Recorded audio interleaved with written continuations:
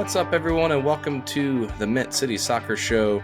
I'm one of your hosts, David Gusler, and I'm back again, finally, with our good friend of the show, co-host, Matt Swift. Matt, welcome back to the show, man. How you been? Good. It's good to be back with you guys. I feel like I'm like on CNN right now with the panel on my screen. So we've got some special guests, some experts in the field here. We've got some good friends of the show. I feel like we always bring them on towards preseason and postseason. So it's kind of a tradition here a little bit. But I'll introduce the first guest on my screen, the first panelist, Vaughn Pollman. So Vaughn, how are you doing, buddy? I'm doing well. I've recovered from the playoff sadness. I'm excited to be back talking with you guys.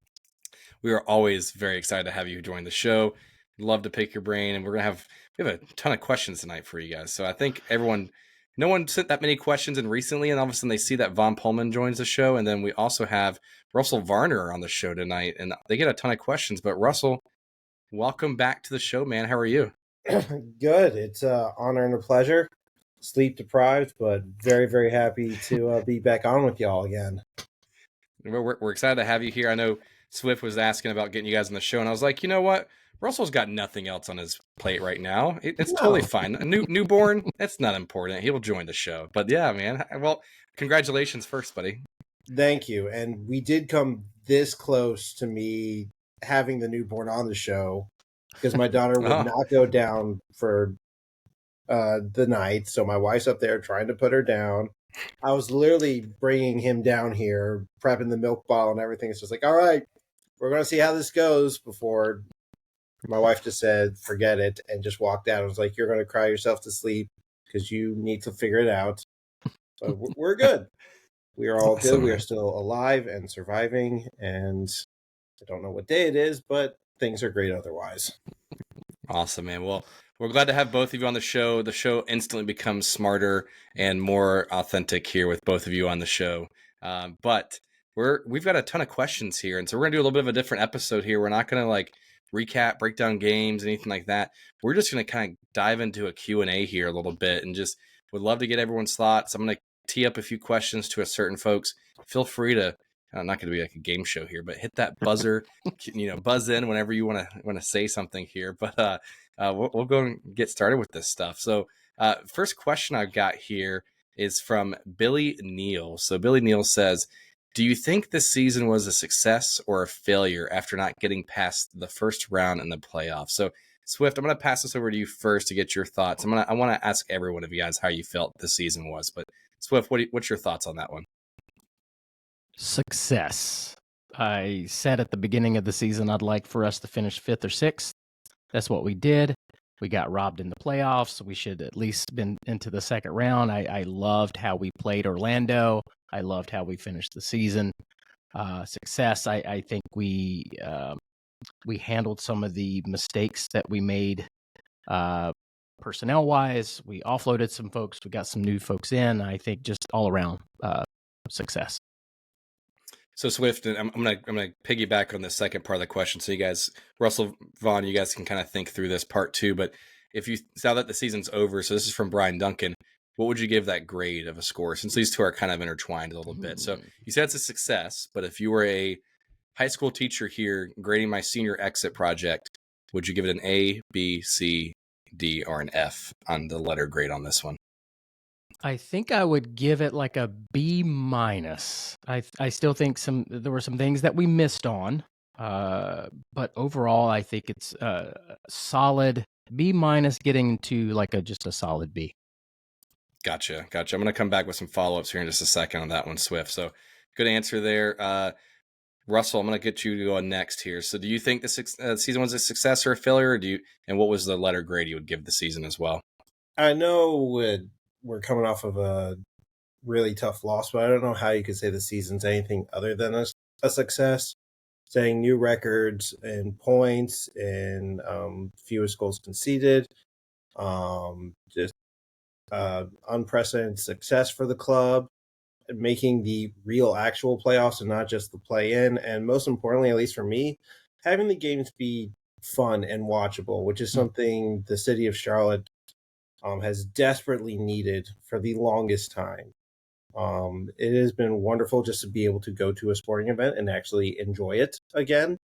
So if I had to give it a grade, I think I would go B plus because again it ended on a very sour note, and as Matt Swift just said, there were things that there's still some issues that need to be fixed, but overall I think there's a lot more positives and negatives to take away from this season. Awesome. Thanks, Russell. And then Vaughn, same thing for you, man. Letter grade and then success or a failure of a season. Yeah, I'm in the same boat as Russell. B plus. There was clear progress. The marks for success that I personally highlighted were, hitting 50 points. That's huge. I think we played pretty close to what our team's ceiling was going to be for this season, considering the other teams in the conference. Coming up short on advancing in the playoffs, that one stings. That's maybe the one mark that puts it even on the borderline of, is it a success or a failure? The goal is to win titles. The goal is to advance and be dangerous in the playoffs. I think that we showed that we are to the level that we can beat really good teams like Orlando. In the regular season, we beat Cincinnati, we beat Columbus, we competed with Miami. I think that we are on the cusp of something really, really special. And so on all of those notes, yeah, B plus. There were good things there, but there's room for improvement, and I think that there's clear ideas of how to elevate the team to the next level. So I'm gonna circle back with all of you on this one. I'm gonna start with you, Vaughn, since you just finished. But so B plus is what you said. What would make it have been an A or an A minus for you, other than the common sense of winning MLS Cup, right? But like, what would have been that next gap or next thing for you to be like, oh, that would have been a much bigger success for us this year? Holding on for 90 more seconds in Orlando is literally the pain. Like the margins in MLS are so slim, but our path to MLS Cup was clear. We would have had home field advantage all the way through to MLS Cup, and we would have been playing with house money at that point. Best defense in the conference. Like there's multiple positives that I can highlight. Something I didn't say that I want to add to that. I also wanted a season of normalcy. This was our first season. Guys, if this is the type of MLS season you get 9 times out of 10, 9 years out of 10, enjoy it, cherish it, be happy, be proud. The team had fight, the team had grit, the team had an identity, the team had growth. The players grew into themselves. There were a lot of positives. It wasn't all perfect. I would love to see the team be more expansive. I'm sure we're going to talk about that later on in some of the other things. There's growth points. There's more that can come. But I don't know how anybody can not be happy with and proud of what we saw this year. Russell, anything different you would add to that, or you feel pretty similar? Very, very similar. The only thing I might add would be maybe be a little more solidified with some of the DPs, aka a certain Karol Swiderski and a Pep BL. If we had those, now I know we're going to get to or talk about them more later. If we could have a better idea of what we're going to do with them or how they would fit in long term with the team, I think that would have raised the mark as well. But like Vaughn said, it really is just if we held on for 90 more seconds, if Kalina doesn't let that rebounded on the penalty, if VAR or the referee actually look at that and say, he did, Diani did grab him, but he did kind of throw himself to the ground pretty hard. And yeah, I think we're all in agreement on that. And I'm trying to focus on the positives and not let that gnaw at me like it has for the past however long it's been. It's only been 2 weeks, man. I know it seems God, like is that it? Really? And I know. Thanks, Russell. So Swift, same thing for you, man. Anything different to make that grade go up for extra credit for the team? Yeah, the reason why I said like B minus or B is that I think we missed an opportunity for some home games to win some of those. I think we faltered just a little bit there. And also to, not landing, our first or second choice like DP options. Again, I think a B minus and B is great for a third season team.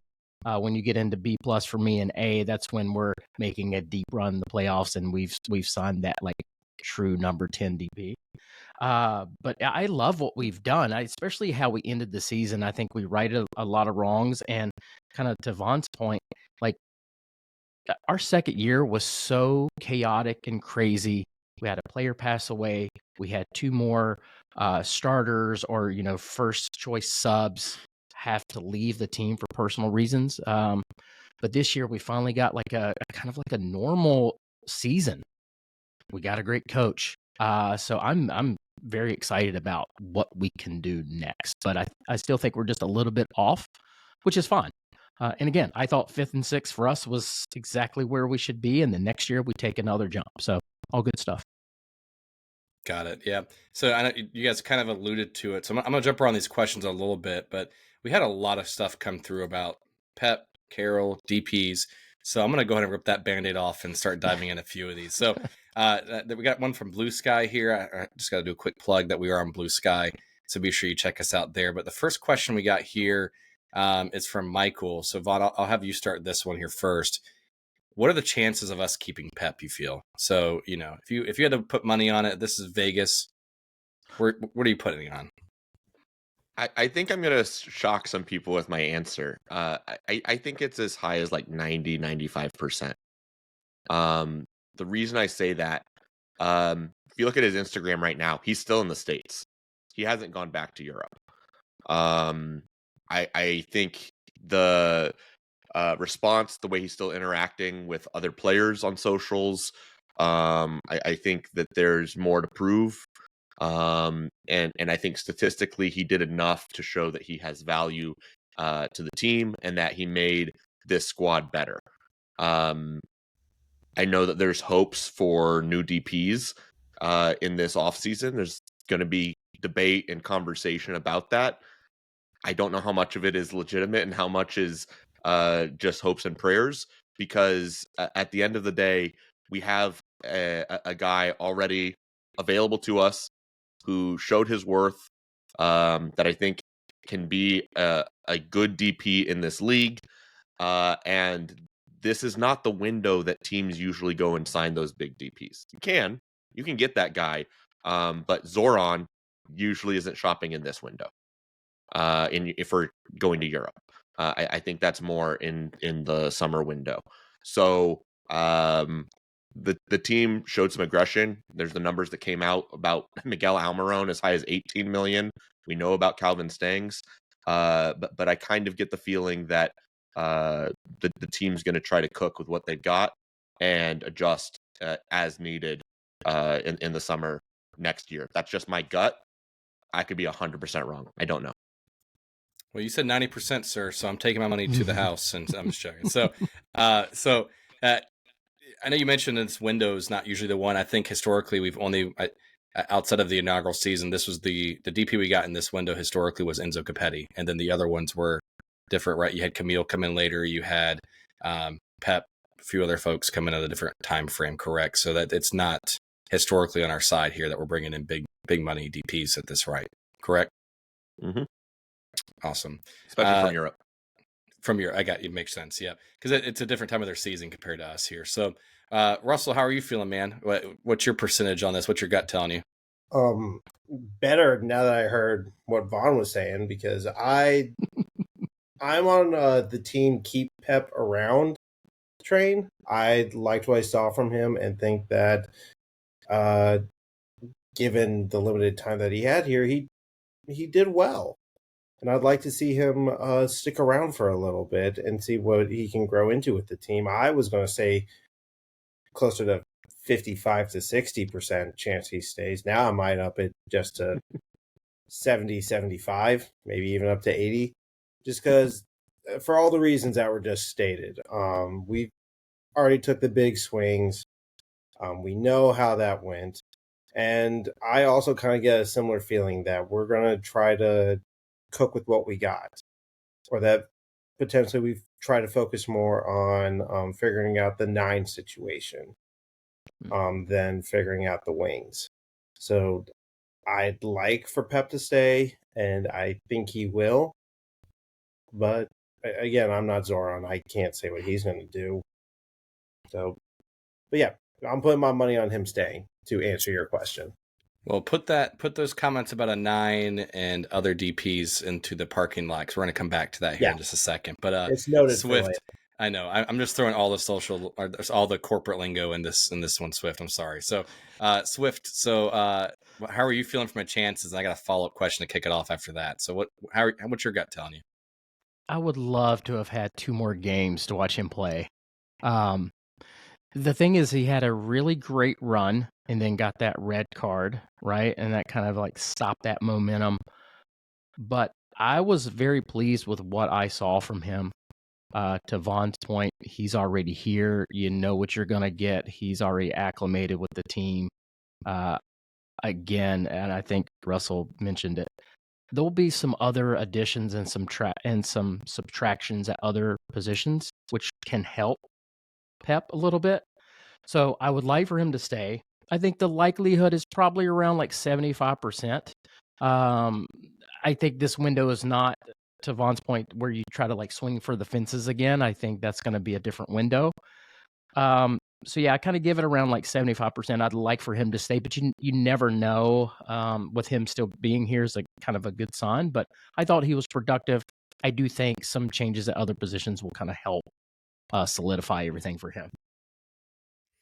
So I'm going to combine 2 questions here. So that this is because they're kind of alluding to the same thing here. So Bill says, first, would you keep Carroll or Pep? And then I'm going to combine Rob's second part of this and says, who is more important to the future offensively to the team? Is it Swiderski or is it Pep? So I'm going to go with Russell here first. So Russell, would you keep Carroll and Pep, or would you keep Carroll or only Pep? And then which one's more important offensively to us on the I'm the real field? glad you came to me first on this because I really like this question when I saw it. Good. I'm going to start all this off by saying that I love Karol Swiderski, and I've loved him since the day he started here. I've always loved the passion. I love that he's been one of our top playmakers, and he'll always have a special place in my heart. And if I'm buttering him up this much, I think you can guess where I'm going with this. I would stick with Pep, and I think sell Swiderski because I really like what I've seen from Osimhen. And the two of them just play such completely different styles. And the team needs to play completely differently with both of them. And I kind of like to just see us pick one and stick with that. And since Osimhen's not in a DP deal, I feel like we could do something big with Swiderski's DP contract. And to answer your second question, I think that BL has a bigger or is more important long term because we don't have a backup to BL like we do with Swiderski with Osimhen, if that makes sense. Yeah, it sure does. I mean, so Vaughn, any thoughts on that one? Who would you keep and or both? And then who's more important offensively for us? I would, like I said, I would be sticking and cooking with what you've got and see what shakes out. I think the reason that Swiderski went out on loan was a desire to go to Europe. And kind of the narrative that came around that was that it's not always greener pastures, right? I'm just going to throw some stats out there with Swiderski of why he is right now, for me, the most important offensive piece for the team, beyond even Osimhen. He had 7 goals and 2 assists in 772 minutes, all comps. That's playoffs included. Pat had 10 goals, 3 assists in 2,100 minutes, all comps. Carroll's stats extrapolated to the same number of minutes would have put him at 19 goals and 5 assists, which was nearly double Pat's output. I know it's not flashy. I know the physicality is different. I know that it's a small sample size, but he led the team in goals the past 2 years, and the rate that he was scoring at this year would have seen him well surpass his numbers last season. He, in the time he was with the team this year, his non-penalty expected goals per 90, 99th percentile. best in the league. Non-penalty XG plus expected assists, 99th percentile, best in the league. His stats, his 6 goals in 535 regular season minutes, if you matched his goals, a goal every 89 minutes, that is a 34 goal rate. He would have won the Golden Boot over Benteke by 11 goals. People did not really realize, because there was that 3 or 4 game stretch where it's like, he's not scoring, he's not touching the ball, he's not getting shots off.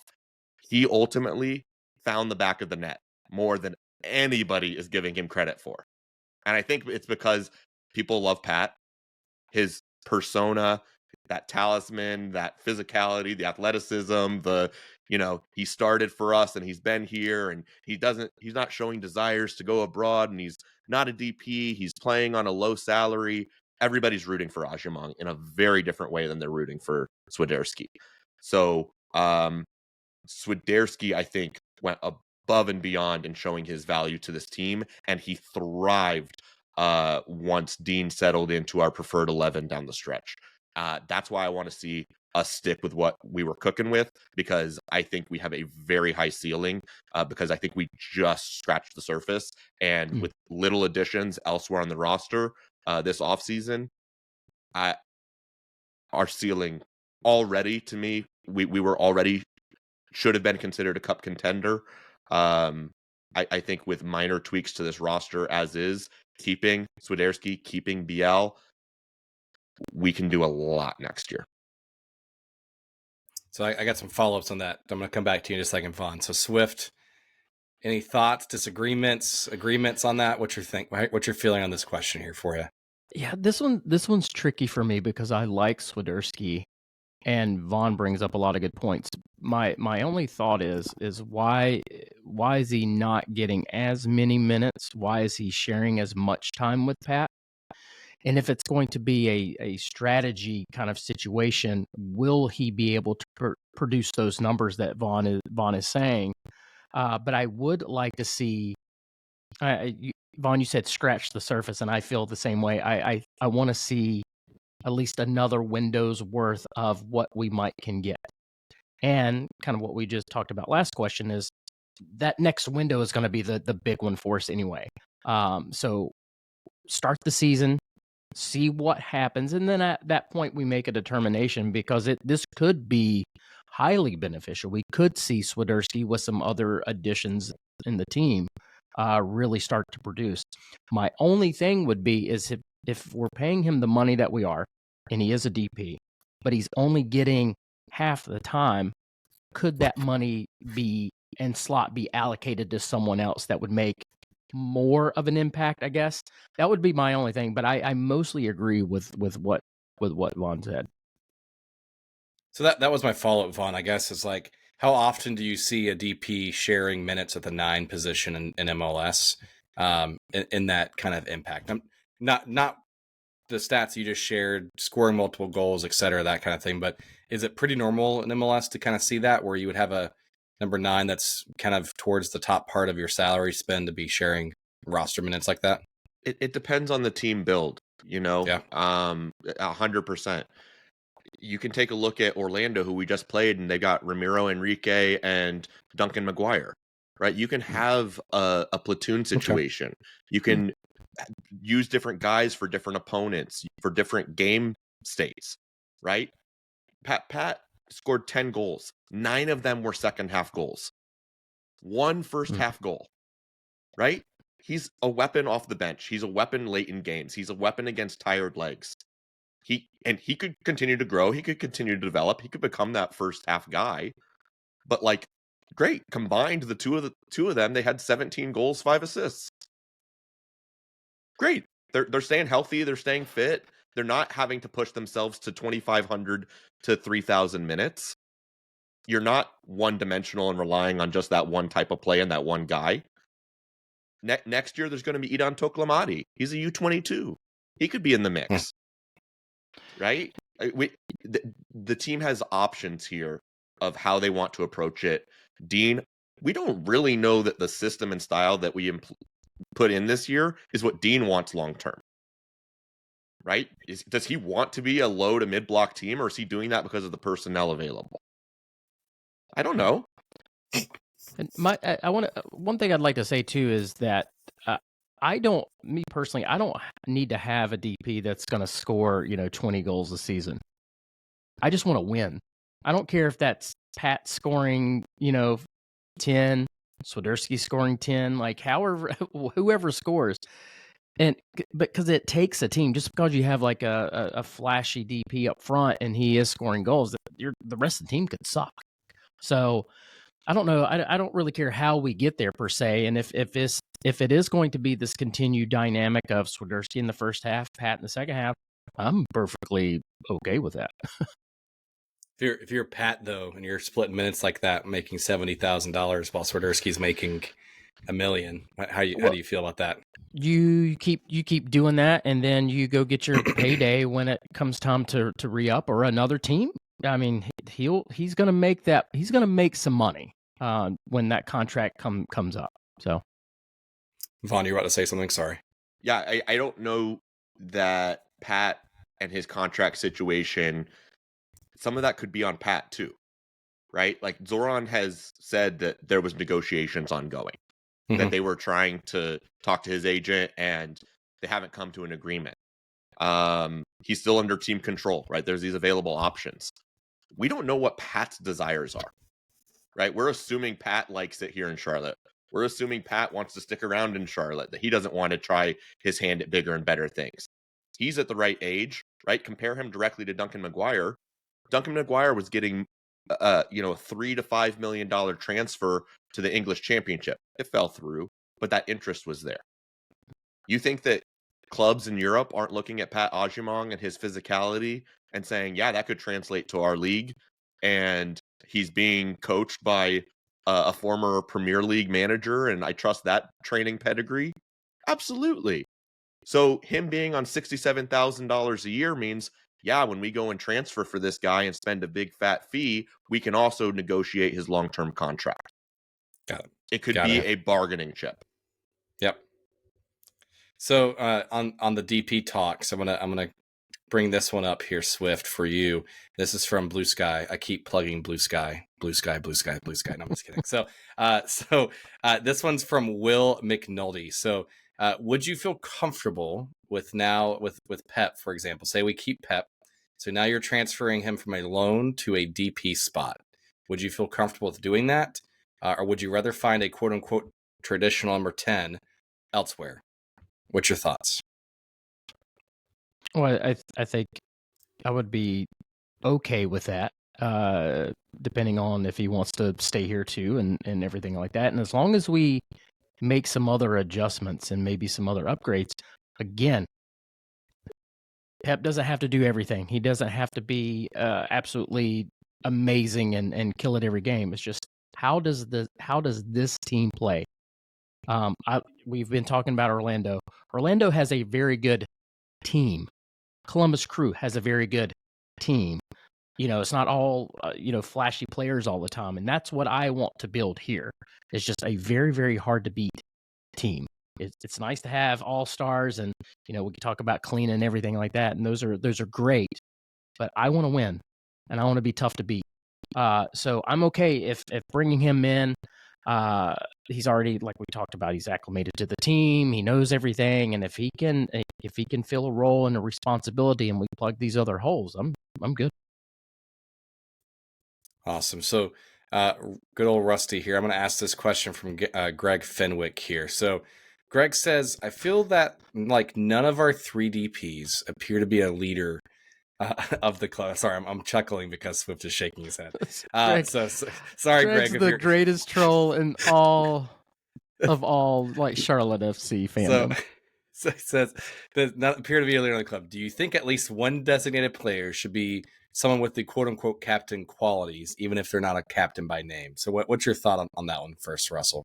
Would it be nice? Sure, but does it matter? No.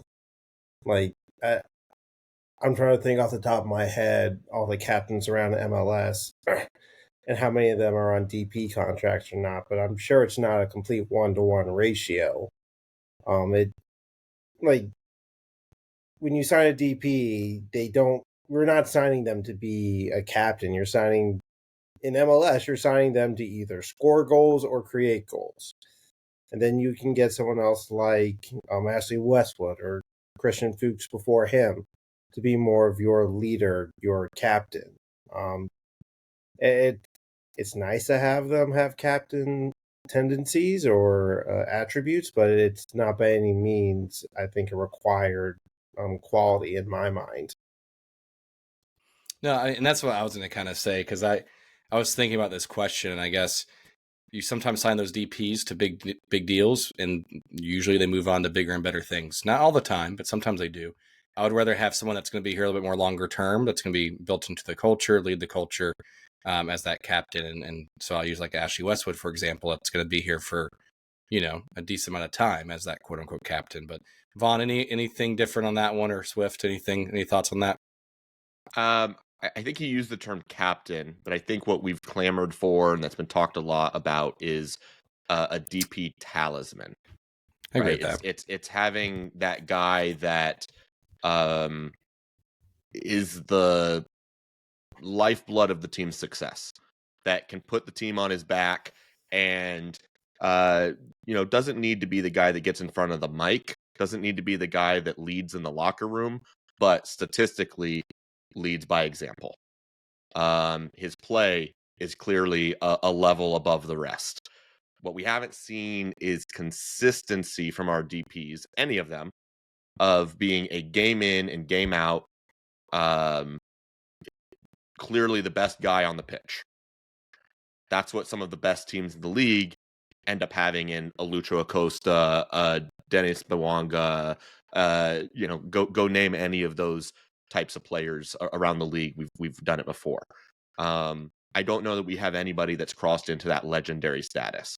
I think Carroll is the closest DP to that, but for various reasons, for whatever, hasn't been able to garner that support, myself included, over time. So to answer Greg's question, do you need it? No, we've got different other leaders on the field, whether it's Kalina, Westwood, Ream. There's other guys that can wear that badge, but it's more the talisman. It's the guy that takes your team from being good to great. Do we have the guys right now that take our team from being good to great? Did you say Ream, Vaughn? Just want to make sure. I'm joking. So Swift, any other final thoughts on that one before I transition to like potential offseason moves here? Some questions, but anything else you add to that? Yeah, no, Greg, it was a good question. I was just messing with you. No, I think for this particular team, we don't need the DPs to be leaders. To Vaughn's point, we have that. We have Westwood, we have Bronico, we have Malanda, we have Kalina. I think we have a good structure in place of professionals that we've sorely needed, especially after that second season. So I think we have a good base. So they don't necessarily have to be. They just need to produce. And I think that is one of the things that hasn't happened. And hopefully we're seeing a new trend that they are going to start producing. That's what I'm most concerned about. I think we already have the leaders on the team, so I'm comfortable with that. But if you're talking about overall the question, yes, it would be nice for your DPs that you're paying a lot of money for to be leaders and set the examples. Yep. So I know we've talked a good bit about Pep and Carroll and the DP. So we're going to talk about other potential player moves. We got a string of questions here around, I don't want to say roster build, quote unquote, but just potential moves this offseason. So Vaughn, no, because it's about Malanda, and I don't want him to go anywhere. Oh, I know. Well, we'll get to that question here. I'm not gonna start that one off quite yet. So Vaughn, I'm gonna save that one for you to kick us off with here, Swift. But Vaughn, so this first question comes from Brad Jackson. So, what do you think will happen in the offseason with players like Jalen Lindsey and Bill that are good, but are sitting on the bench still from a minutes perspective? So, what's your thoughts on that one? Jalen is gone. I see no way that he's coming back to the team. His option will not be picked up. Bill is still under contract. So he is in the boat of, do you buy his contract out or do you try to trade him? Because you're not transferring him. I don't think a transfer is in the works. Could. I mean, he could be sent to Azerbaijan. Wouldn't be the first time Zoran's done that. But I would say Tuiloma is on too much money to be a full-time backup. So, and I'm sure for where he is in his career, he wants to be getting minutes. And also, he's playing on the New Zealand national team. I'm sure he wants to get minutes leading up to World Cup and trying to partake in more minutes with his national team. Although, hasn't mattered. He still had those minutes with them. But if I were him, I'd be looking for an opportunity to see the field more. So I think it's best for player and for team to maybe go separate ways, but Zoran's going to have to get creative in how he makes that happen if it does. My opinion is that he will this offseason try to find a home for Tuiloma. Got it. So Russell, so this question kind of still talking about potential moves here. So any different opinions on that or thoughts from Vaughn on Bill or Lindsay or anything like that? No, because you did see Bill play a little bit for legacy this year, which I don't think. I think looking at his roster spend is like $400,000 as a salary impact, and you can't have that be on legacy consistently. That's not going to be a thing again next year. 100% agree with everything Vaughn said. I'd love to see Jalen Lindsay stay, but I do not blame him at all for wanting playing time. And as long as we have Nathan Byrne, who is another one of those professionals we were just talking about, there's no way he's going to get playing time over him. So he's gone. Tuiloma, he's not starting over Ream or Privet anytime soon, barring injuries. So I'm sure Zoran will try and find something to do with him. I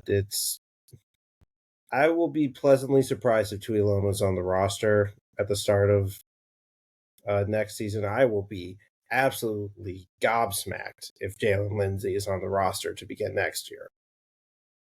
Yeah, for those who aren't aware, I think his contract, and this is just from the internet, but if you look online, I think his contract ends December 31st. The team does have a team option, but we won't know those details or anything like that until the team announces any potential moves. So, Swift, anything you'd add to that before I ask you your pending Doom question here? So, now it would be really nice to keep both of them because just to have that depth.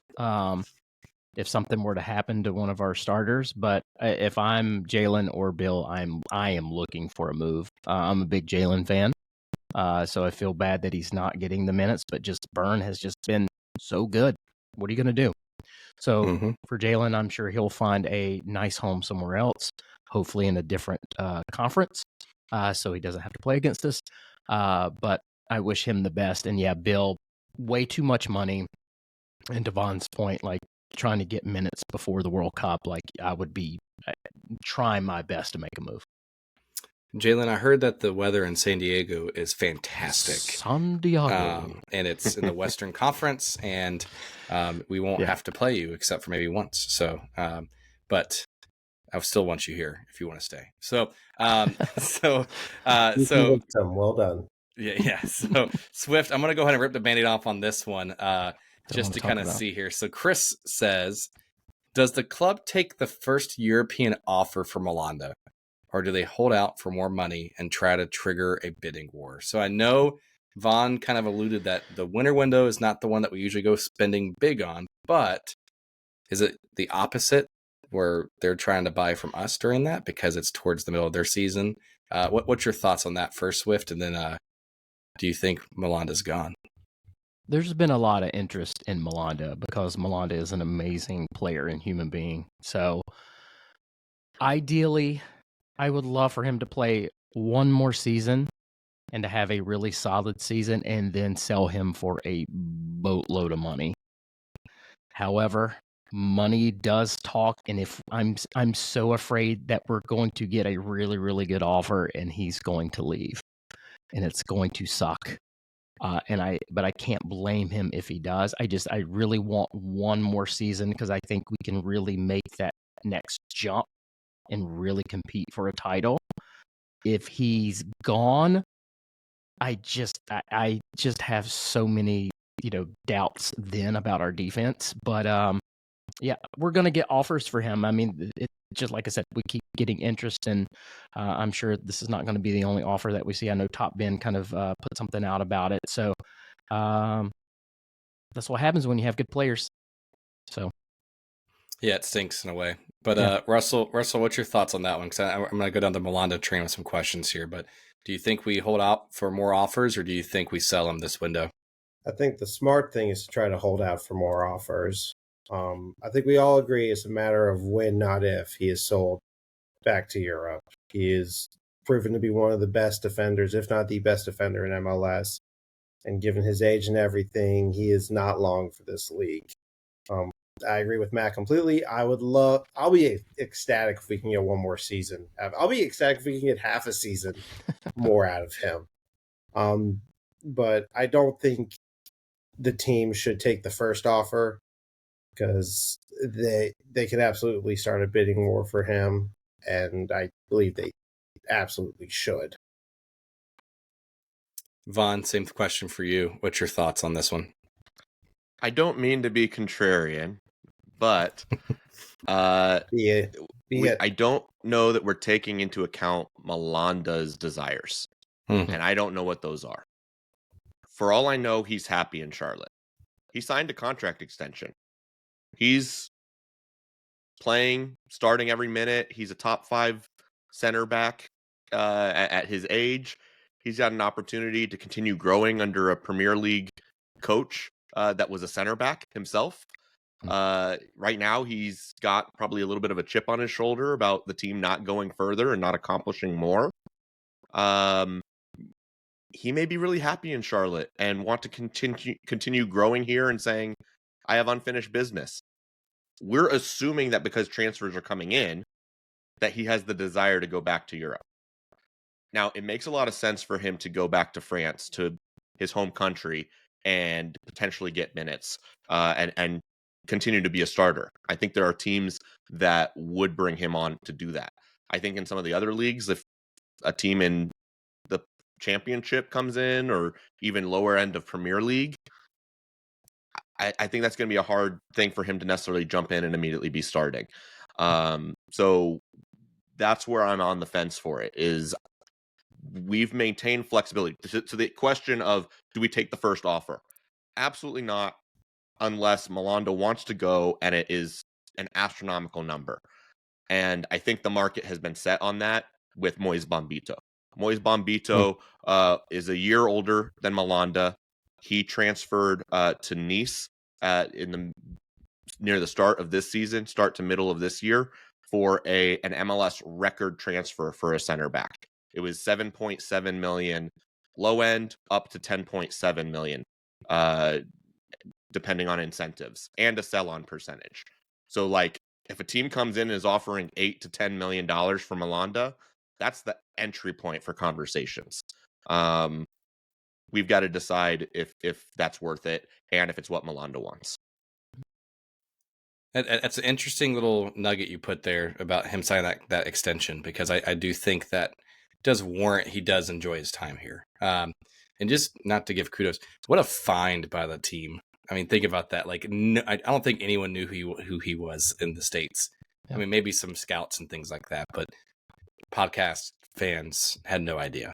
And here he is. So Russell, on this next question, it's kind of a follow-up. Imagine this one's from Eric Hill. So if Melanda is sold, does the priority shift for you on priorities in this transfer window during the winter, right? Do we just kind of roll with a Burn, Privet, Ream, Yuri kind of defense, or do you think we now go out and kind of try to find a new center back for us in this window? I think you run with that back line, but the priorities do change. I think that maybe not finding a Melanda replacement, but absolutely finding new depth at the position, trying to find more of like a new top backup. Because I don't know if there is going to be replacing a Melanda, at least that quickly. So it is going to change priorities, just not that way. So I always wondered if that was the kind of the plan with Ream a little bit, was like that insurance policy just in case during this past summer. But I mean, so same question to you, Vaughn, from that. But I guess to add the wrinkle in there, because there's a player here that no one really talks about that was pretty good on Crown Legacy, but Pedro, right? So is he in the picture here as a left back or a center back? Could he get some minutes here if Molanda is sold in this coming up window or season, do you think? Yeah, I mean, João Pedro is both left center back and left back. I think that's more of a like same thing platoon situation between Ream, Urinen, and João Pedro. Like that left side is kind of under control. You know what I mean? You don't have to make any changes there. It's more on the right side of are we talking about Privet? Privet's also there on that left side, but he's right-footed. Could he step in and slot in at the right side? Do we have Bill? Do we not have Bill? Yeah. There's going to be moving pieces.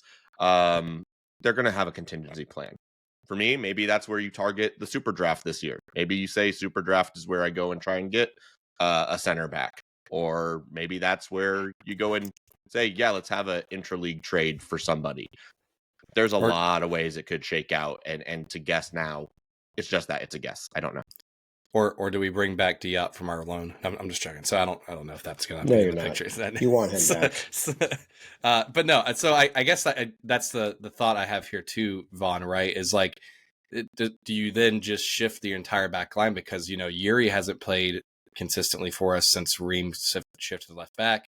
You're now talking about moving Privet to right center back, Ream to left center back, bringing Yuri back in to left back. I mean, there's a lot of moving pieces there from a very consistent defensive line to now the only person that's been consistently in role is Nathan Byrne. So, I mean, but any other thoughts on that one?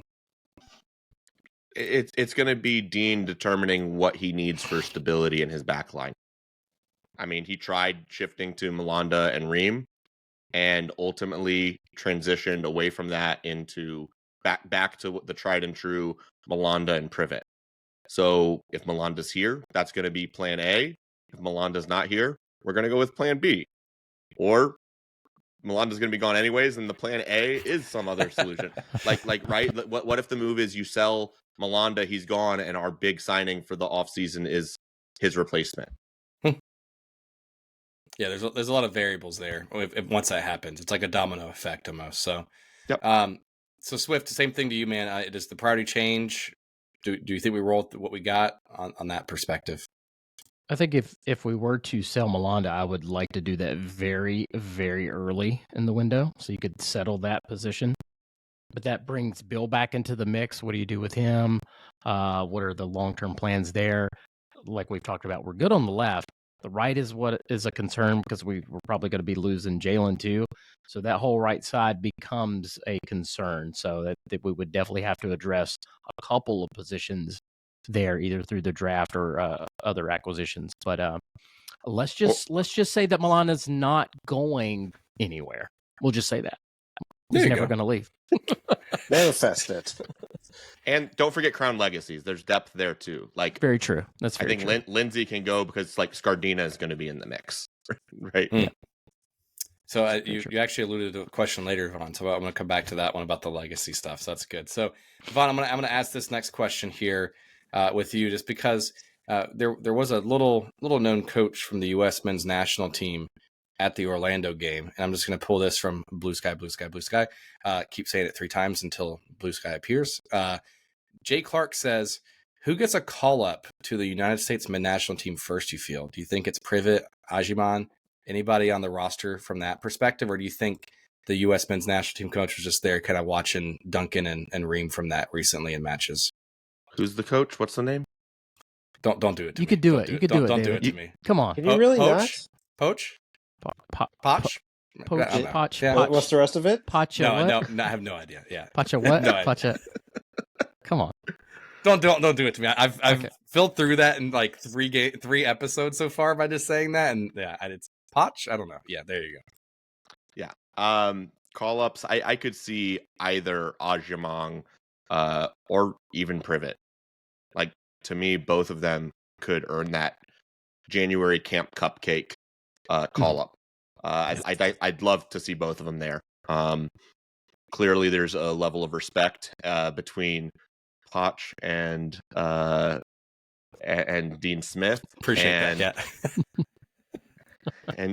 and you've also got the team captain Tim Ream. When I say team, U.S. men's national team captain Tim Ream, who can vouch for those guys that he's training alongside each and every week.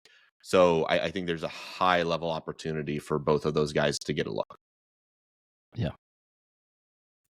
I think for me, Privet, just, U.S. men's national team, if I think about the roster defensively, I think Privet would have a better... I would take Privet way over Zimmerman at this point, like and 1,000%. Plus, too, you have Ream that can, like Vaughn was saying, vouch for Privet, has played alongside of him. You would already have that dynamic. But January is the camp to do that. I mean, of course, I'm a big Pat fan, so I would love to see him. But I think there's a lot of maybe like a log jam kind of going forward. So it would be tougher for him. But again, January is the camp where, a lot of fringe players are folks that haven't had a look yet get brought in to kind of like see where they're at.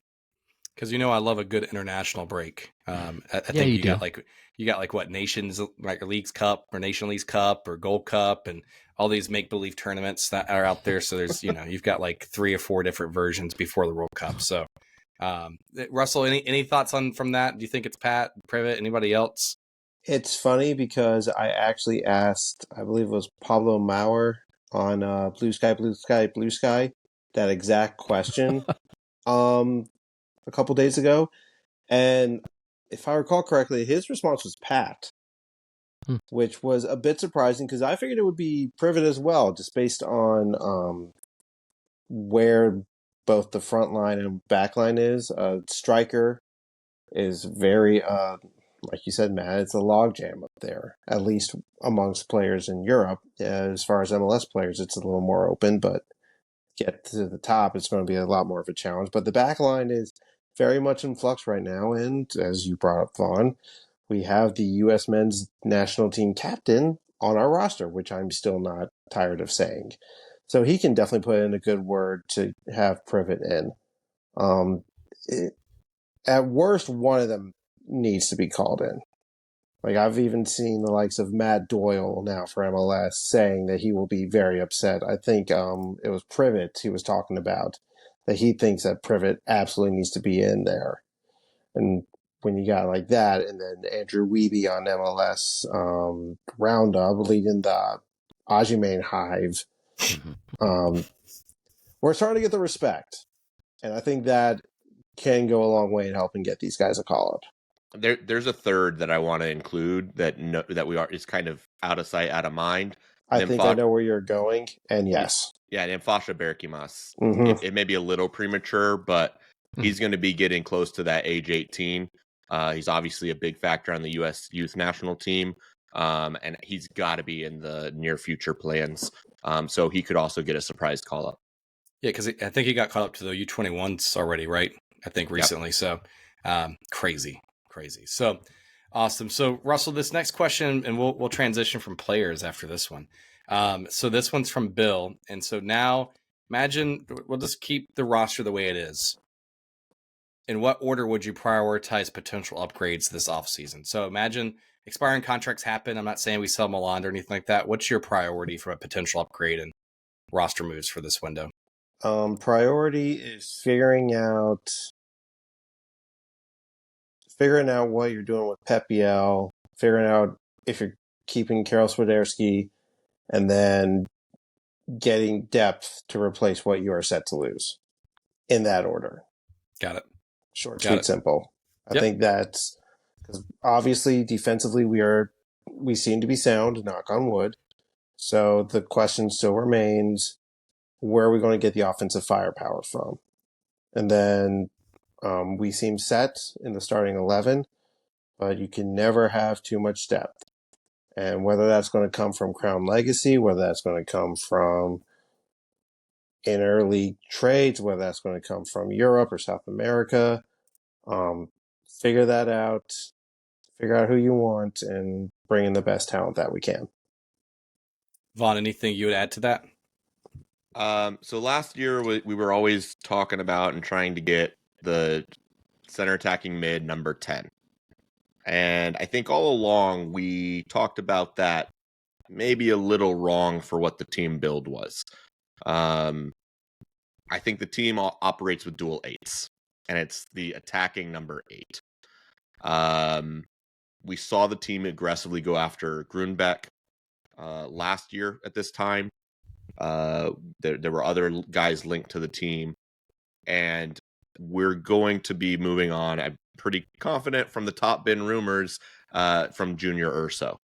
So if Junior Urso is gone down the stretch, he was the player along with Bronico that we had 2 dual 8s that got advanced, that got into the box, that were a different kind of threat in the final third and changed our dynamic significantly.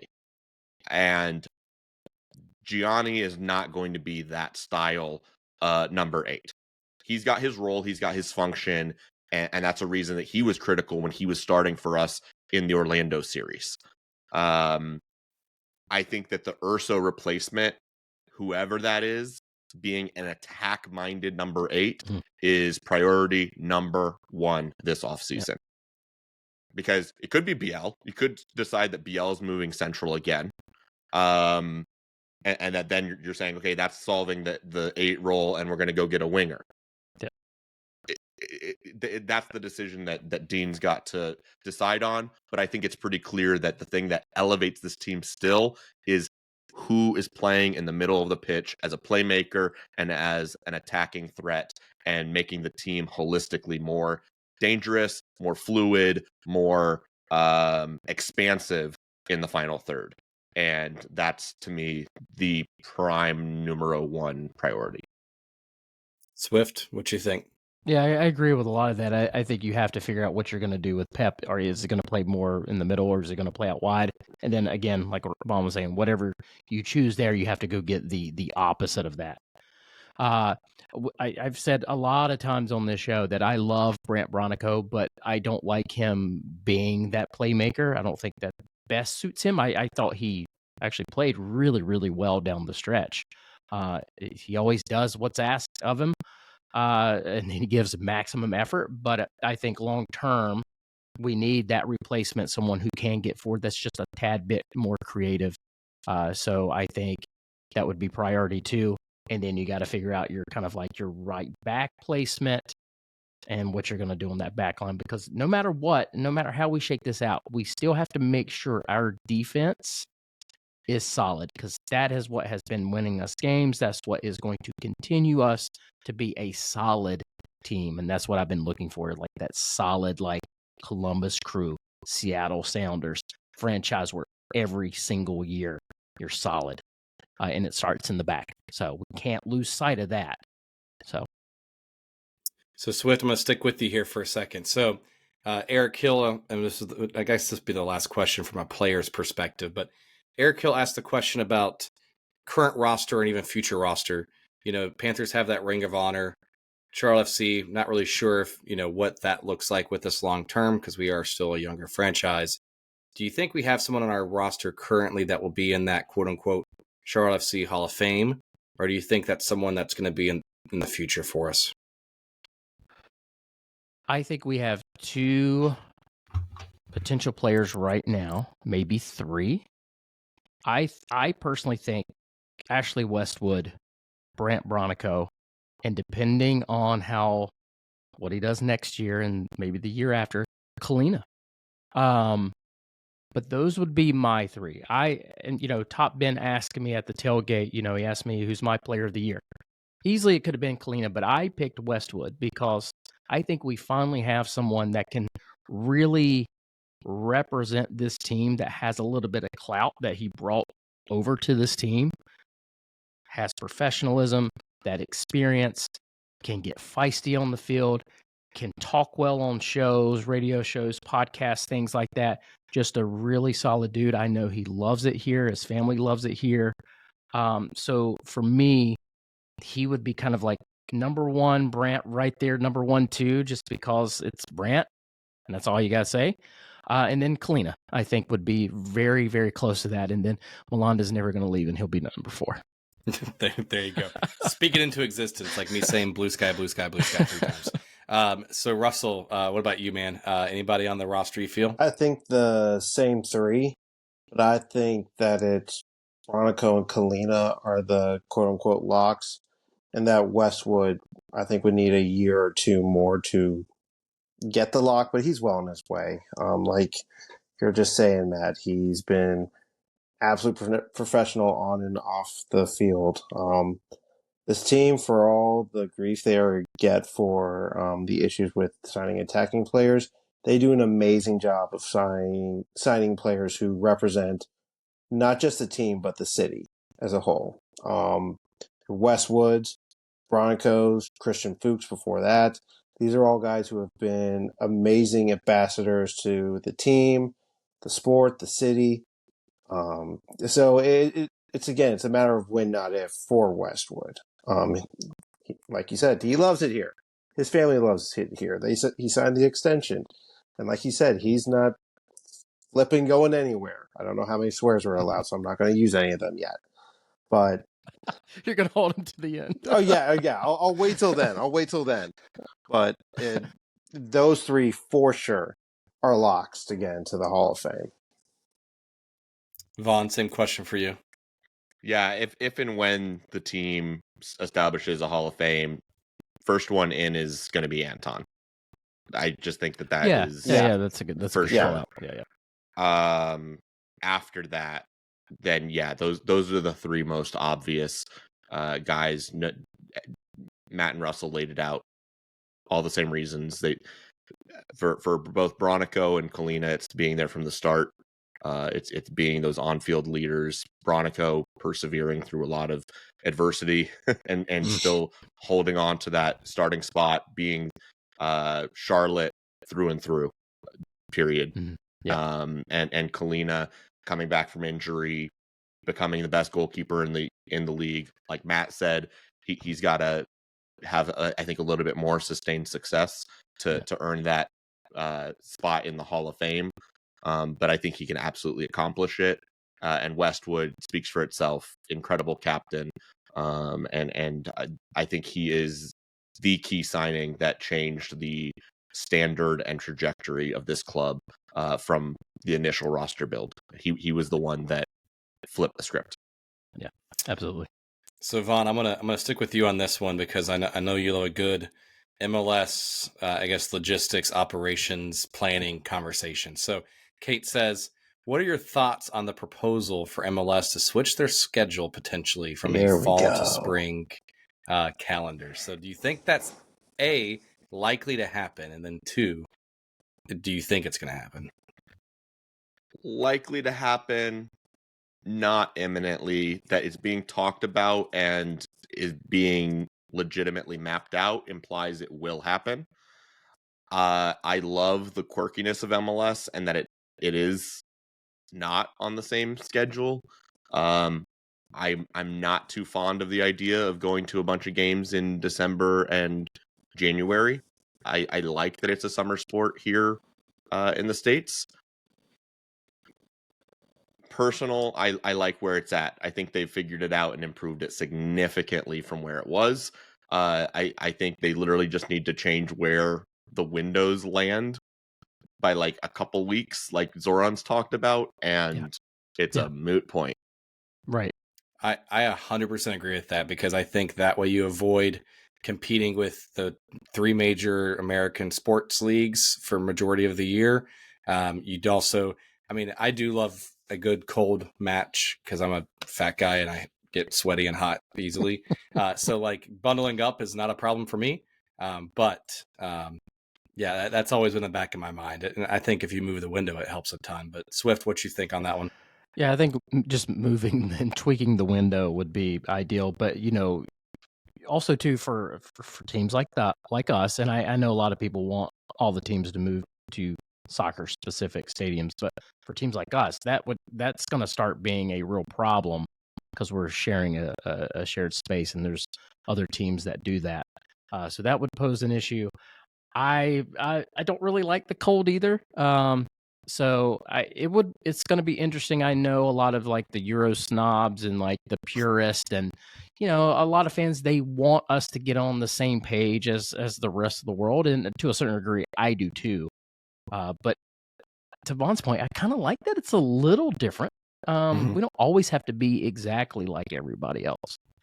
But then we'll have a reason for all the scarves I have behind me to be used because it's not 98 degrees. I will say it is hard to use scarves. Maybe like in February and some of March, and then maybe in October. Like, and even in October, it's still like I get to use it one time, and it's usually the first home game of the year, and then that's it. So, Russell, anything you add to that or no? Just very I'm in a complete agreement with all of you. Very selfishly, I love having the games in the summer to have something else going on besides just baseball. I think it'll be better for the league to keep it where it is because, as you said, David, you're not going against the NFL and NBA and NHL, and that's before you get into all the college sports as well. Correct. March Madness. Yeah. Well, I guess you do compete against March Madness. Yeah, now, but like college football, things like it's a lot. I think it'd be a lot more difficult for the success and growth that the league wants if you switch to the same calendar as everyone else. And again, we're all in agreement. We love the quirkiness. We love the way the schedule's set up. And I think it's a shame because I do think it's an inevitability that they switch to that they move the calendar.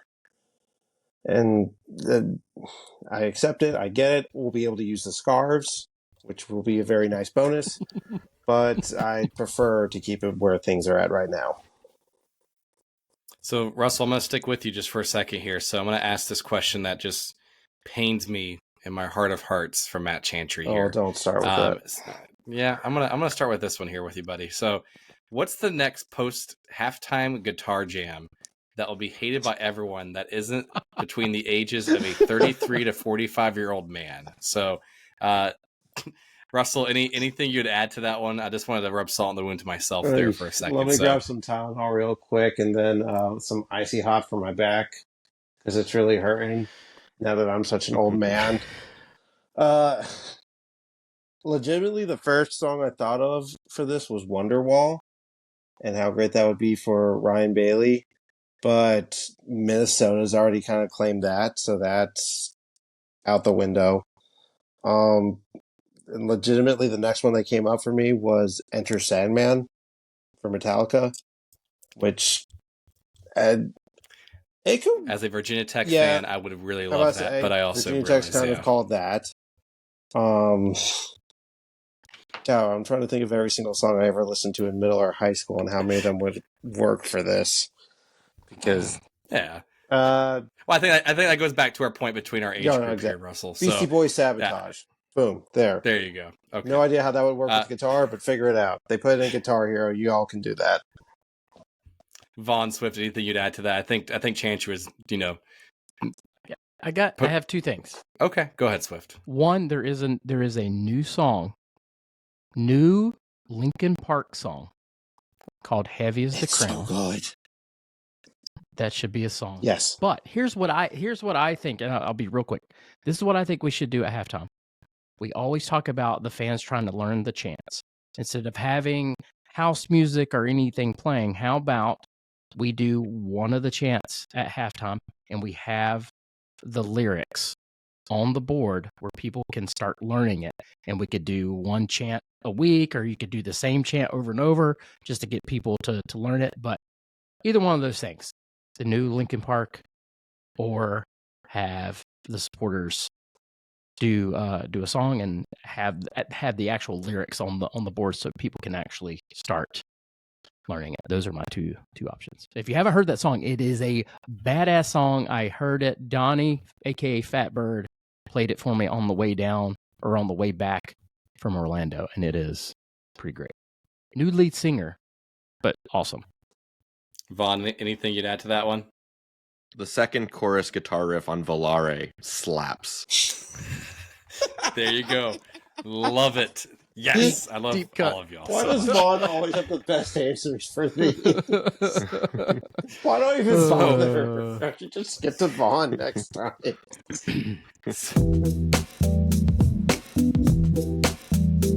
Hey y'all, Corey here, and you know what that music means. It's time to hear from our friends at Manscaped. Holidays are right around the corner, and for some it's the most wonderful time of year, and for others, it's just another round of dodging questions about your love life while trying not to look like you just crawled out of a cave. Enter the Performance Package 5.0 Ultra by Manscaped to save your dignity this holiday season. You know, you don't want to be that family member who shows up solo and scruffy at another holiday gathering, or for that matter, married and scruffy, or dating and scruffy.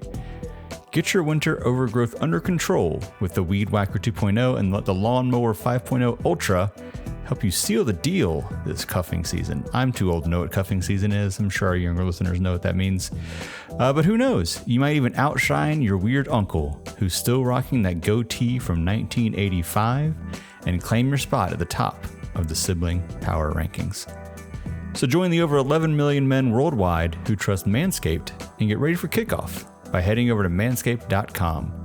Use the code CORNDOG for 20% off and free shipping. Again, that's CORNDOG for 20% off and free shipping, and trust me, you'll be drafting the real MVP of grooming this season. Now let's talk a little bit about what we're getting in this package, because you know, when they call it a package, there's a whole lot in there. So first, the Performance Package 5.0 Ultra is your ultimate holiday helper, taking care of everything from below the waist maintenance to taming those rogue nose and ear hairs. Look, it's your seasonal survival kit, keeping you clean, confident, and ready to dominate this holiday season for all the festive gatherings you have ahead. You've got the Lawnmower 5.0 Ultra Groin and Body Hair Trimmer. Look, it delivers precise, smooth trimming every time. It's reliable, efficient, and ready to perform any time of day, any time of year, holiday season or not, just keeping yourself fresh. Then you've got the Weed Whacker 2.0 Ear and Nose Hair Trimmer. Last thing you need during the holidays is an unexpected nose hair or ear hair, making a surprise appearance at the dinner table. That is gross. The Weed Whacker 2.0 is here to handle those details like a pro, making sure you stay neat and polished for every holiday event. And then, of course, aftercare is important. So after a close shave, give your most precious ornaments some much needed TLC with the Crop Soother Aftershave Lotion and Crop Preserver Anti-Chafing Ball Deodorant. It'll keep you fresh, comfortable, and ready to slay, get it, slay the day. The package also comes with some free gifts. Don't forget the 2.0 Midnight Bravo Boxers and the Shed 2.0 Toiletry Bag. Just make sure you're always ready to pack and go and be on the move and crush this holiday season. So again, if you want to get the Performance Package 5.0 Ultra from Manscaped or any of their other amazing products, go to manscaped.com, get 20% off and free shipping with the code CORNDOG. That's 20% off plus free shipping with the code CORNDOG at manscaped.com.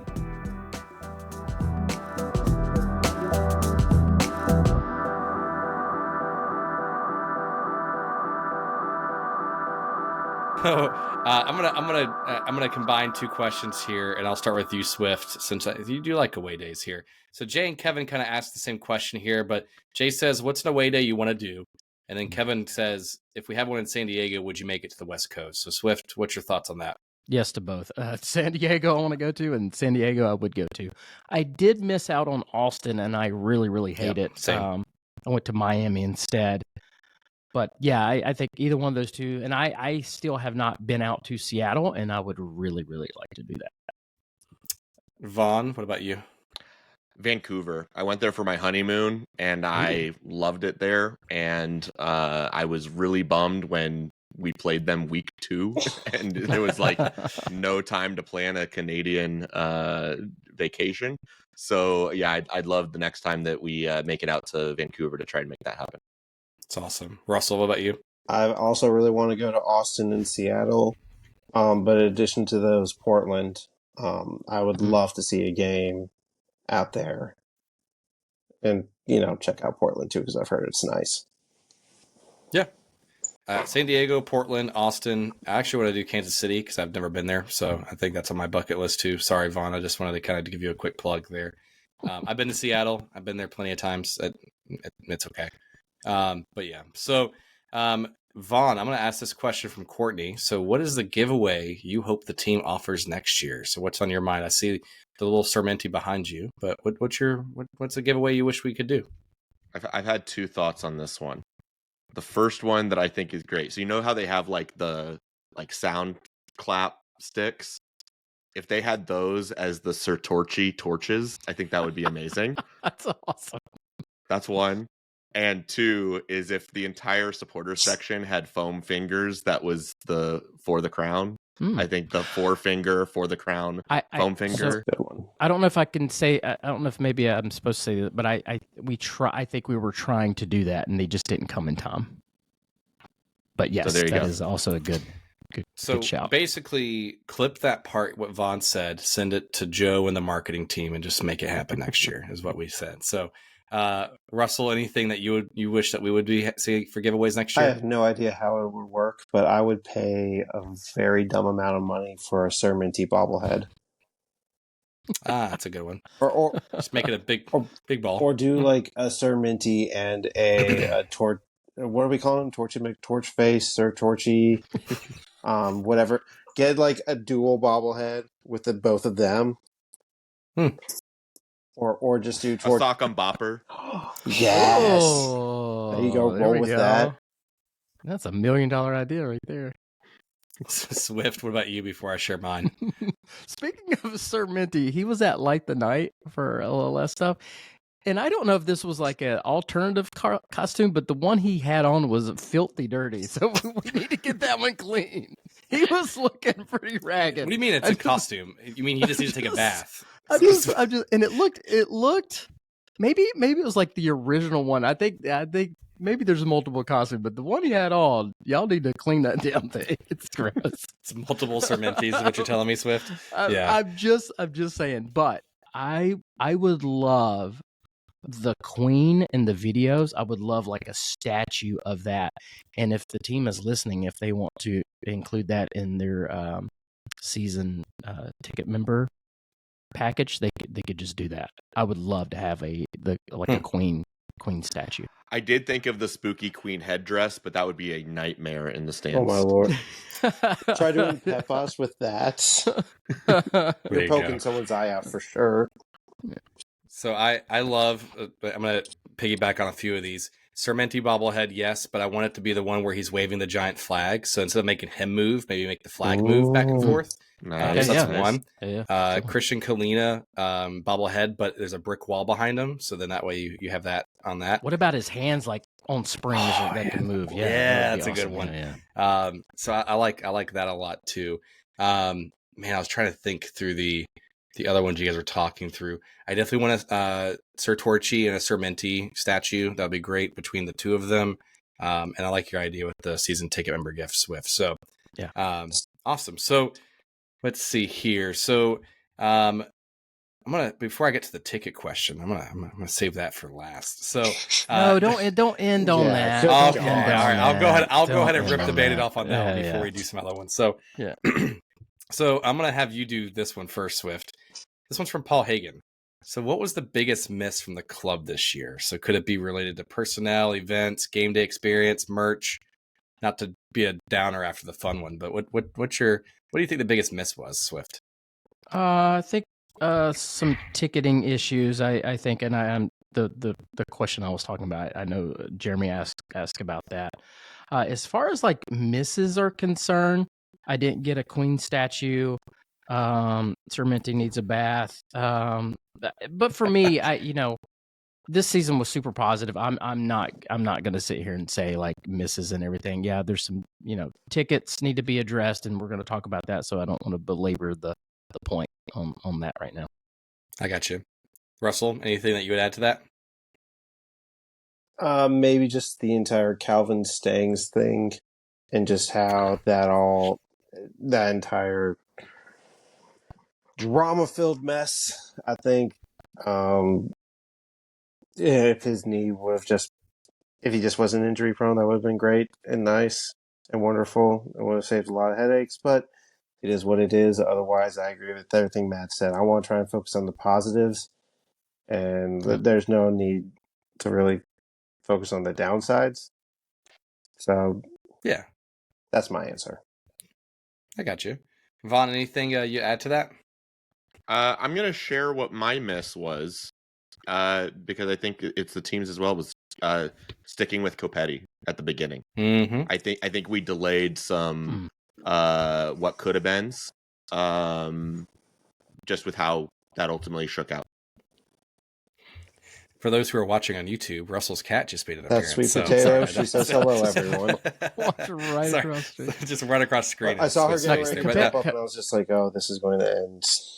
Capetti's a good call out, Vaughn. Yeah, it is. That would be. I completely forgot that was this year. To be honest, yeah, it's like a long forever. year. It really does. It really does, and yeah, that is a great shout out. And I'm definitely someone who was very high on the Copetti bandwagon, and definitely swing and miss there. But that's a great shout. So I'm gonna go ahead and rip the Band-Aid off on the Jeremy question. Then I've got 2 questions after that, so it won't be ending on a downer. So nice. Jeremy says, what do you think the threshold is for our fan base and the constant overreaching season ticket increases? And why do you think the front office is disconnected from it? So I'm going to let anyone kind of start that one. And then I think Swift, go ahead, and then we'll go from there. Yeah. This issue is going to be different for each person. So it's going to be personal. So I don't like blanket statements, saying it's this or that. But so it's down to the individual and what they're comfortable with. My worry, though, is that if you have people that are not soccer people, they tend to look at it as black and white, or they tend to look at it as whatever their experience is, maybe with on the Panther side. My worry is that they're going to push soccer fans too far, too fast. And soccer fans are going to balk. They're not like other fans. They're not like football fans. So I think there is a threshold. There's a threshold for me. Like my seats are pretty pricey, and if they keep going up, I'm going to have to make that decision, and I hope they don't get there. I think they do look at black and white numbers and like, hey, we can charge this because here's the data, but they're not looking at the long-term effects of turning fans off. And soccer fans, once they're turned off, they probably won't come back.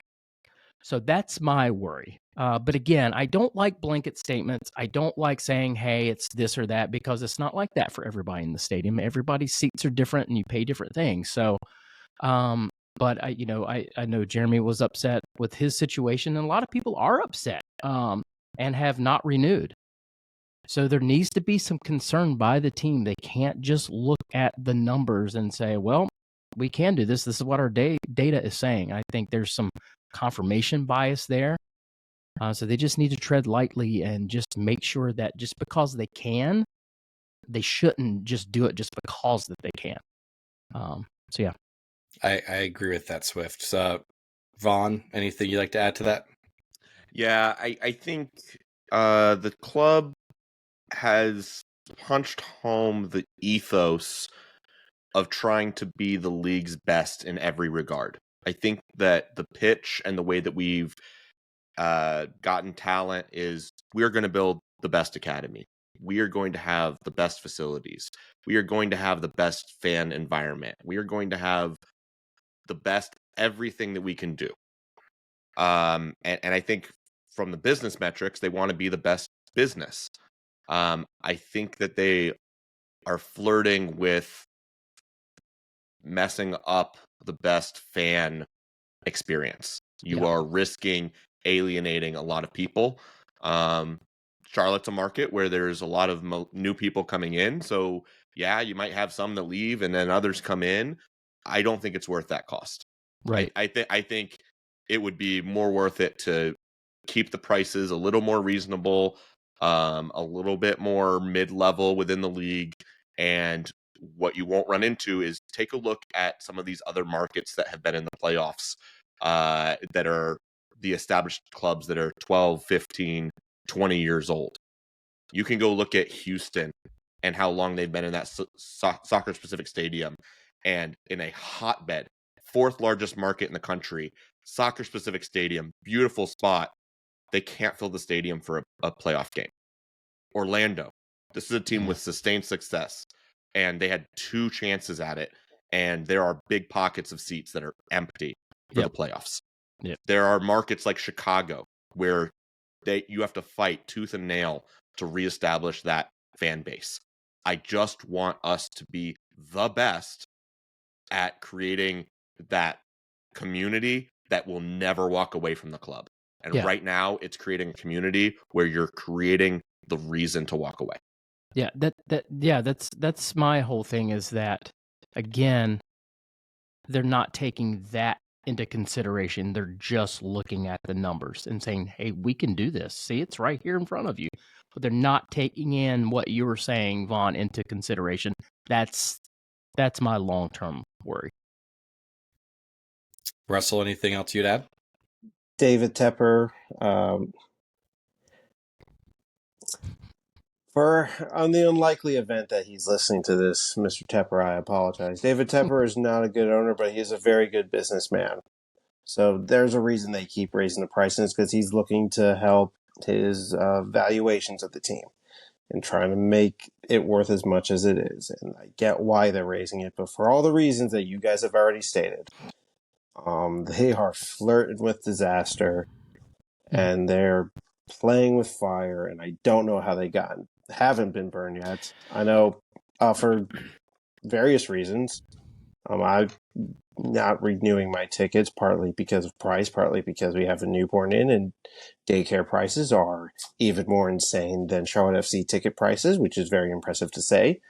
But it is worrying to see, especially because the news always seems to come after a big game where we have great vibes going, everything is going great, and then you get the email that, hey, guess what? We're going to be renewing your tickets soon. Your ticket's going to be going up X, and then all those good let's have a party vibes are very quickly shot down, and you really want to see the team try to build a more inclusive community as opposed to trying to drive out to make sure that they're making the best bang for their buck.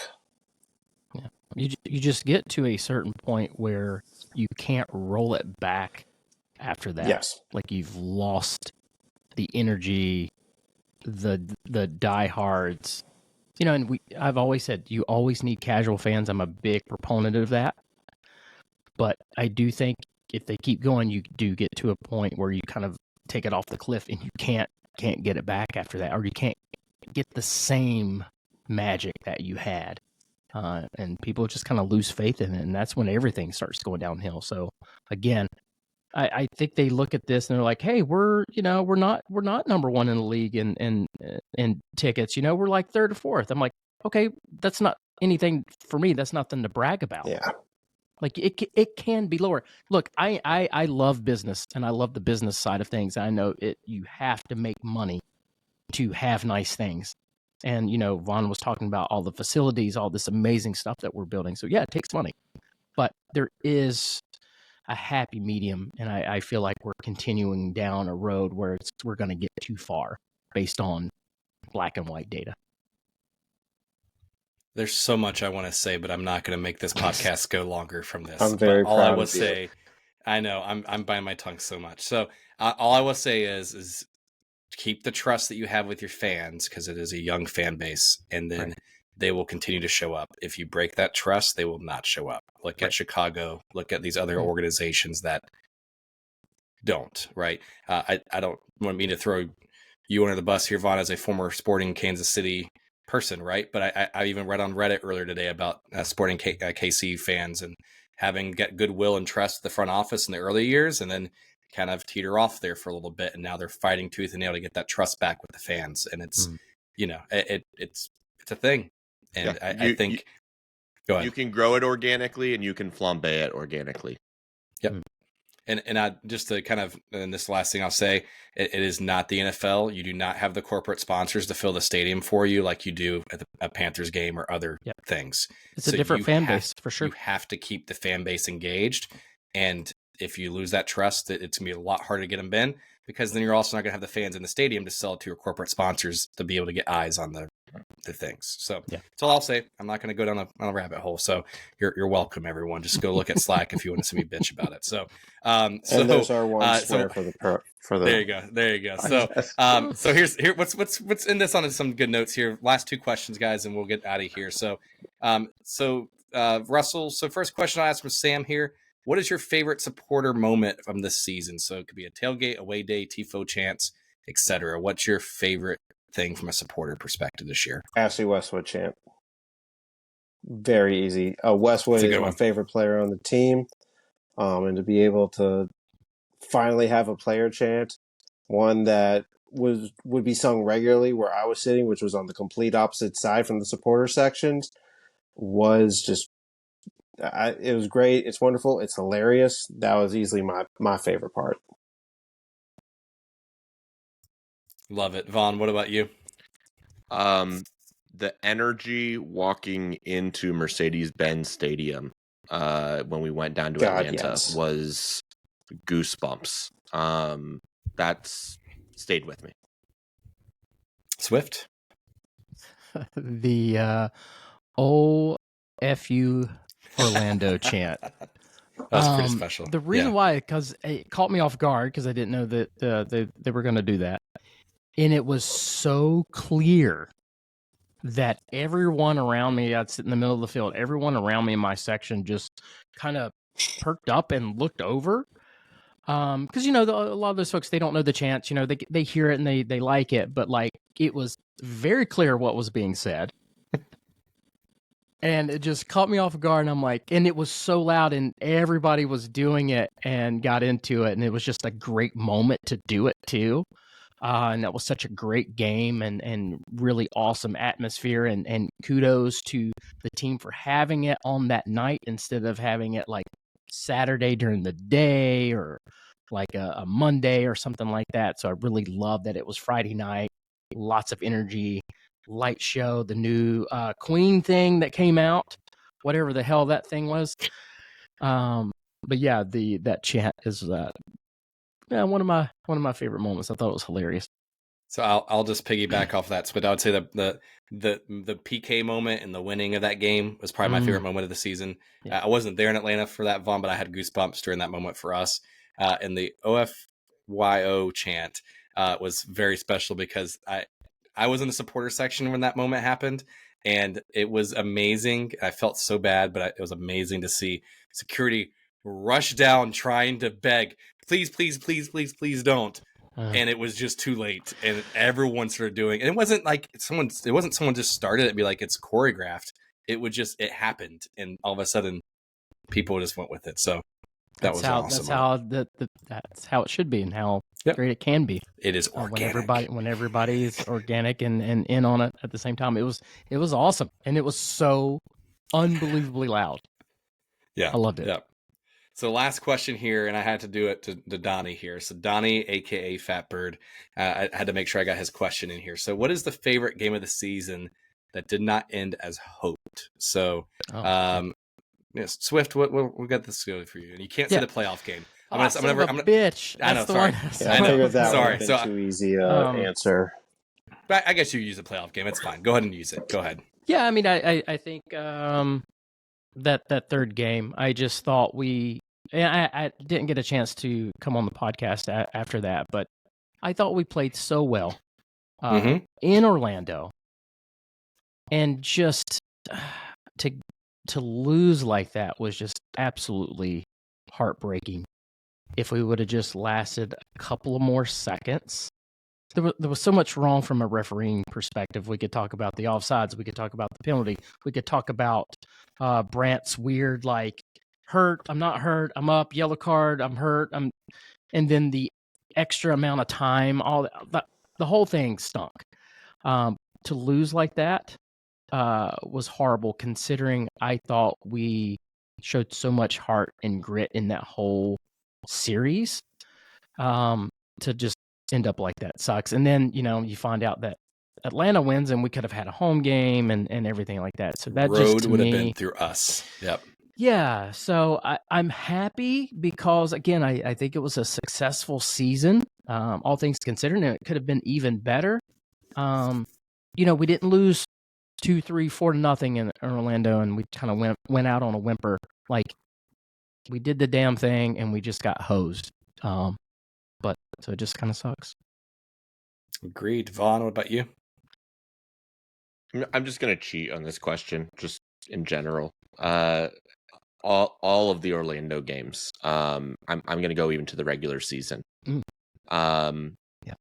The first one that was a 2-2 draw, where we went down a man with Arfield going out. Bronico scored to give us the lead, and then the game went away from us. That was a really exciting game, and had that result held in our favor, we would have had the home field advantage against Orlando, and would have, I think, for sure advanced and had that home field playoff control through the whole thing. And then going down to Orlando, I was at that regular season game, and that was one of our most lifeless games. So that wasn't, I was excited to go to it, but it was not an exciting game. It was a very, very difficult game to watch, and it also changed our fate. I think those two games in particular altered our fate in a really heartbreaking fashion. Russell? First, way to go, ending us on a happy note. I know. I'm sorry, y'all. No, you're not. Second, the Orlando games are the easy answer to this, but I want to also give a shout out to the Leagues Cup match against Philadelphia, where just going against a Philly team that was DOA and then giving them life and then absolutely playing like garbage and then not even making the playoffs or whatever they call it for the Leagues Cup, which then knocks us completely out of our rhythm, and then we struggle to get back afterwards, and just that is my choice. I'm going to go with the Orlando, the first game, because I'm not going to say the third game, because you already shared that, Vaughn and Swift, everything like that, but mostly because I woke up at 3 a.m., drove to Charlotte, had a 2-hour delayed flight in Charlotte, flew down to Orlando, was down there for that game, watched us lose 2-0, slept in a hotel for 3 hours, tried to fly out of Orlando. My flight got delayed 3 times. It didn't fly out of Orlando until 2 p.m. the next day. So it was just salt in the wound. I was really looking forward to that game. Yeah. I really had a good feeling that we were going to win that game. I'm laughing with you, not at you, I promise. I know, it's okay. Yeah. So sorry to kind of end that one. I thought it would be a good moment, but maybe not. So, fellas, I know this is a really, really fun question. Really good episode here for us. Any final thoughts before we let everyone go? Swift, I'll have you go first. Anything else you want to kind of plug or share? No, well, 2 things. One, we raised $31,000 for LLS. We just had the Light Tonight event. The first season, we've done it 3 years. The first season we raised $10,000. Last year we raised $25,000, and this year $31,000. Big shout out to Matt Nolan, who raised, I think, over like 20-something thousand himself. Wow. So very, very impressive, and we're going to try to go even bigger next year, but just big thank you to everybody that did that and helped. The other thing is, and I didn't get a chance on last show, Christian Kalina winning goalkeeper of the year is so special. It's our first big award. It's not our first goalkeeping award. We've had 2 goalie award titles, but to have a player win an award like this is monumental for this team. It puts a spotlight on us. We're starting to get recognition. Our defense has been great, but Kalina was the best goalkeeper in the whole entire league, and that is phenomenal. The goalkeeping coach, kudos to them. But it's just so special, and I just want to take a moment to let that kind of sink in. We had a player that was the best in the league at something. I wasn't comeback player of the year or anything like that, which would be nice, but goalkeeper player of the year, which is fantastic. So it's awesome. but he's not an all-star. Yeah. I mean, I was mad when that whole thing happened anyway. I would yeah, rather, just- I'd just- rather get this an all-star. But to me, it kind of was like, hey, you kept him out of the All-Star game, and it was a stupid choice, and it's a popularity contest, and you have your MLS darlings, but stats don't lie. And Kalina had to prove it, and he did, and he was the best goalkeeper in this league. Vaughn, any closing thoughts from you? I just want to have a quick thank you and best wishes to Pamadou, who I think was definitely an influential assistant and a player favorite.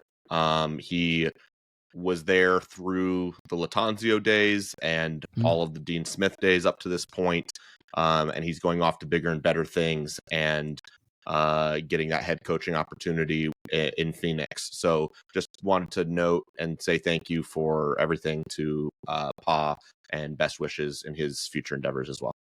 Yeah, absolutely. Absolutely.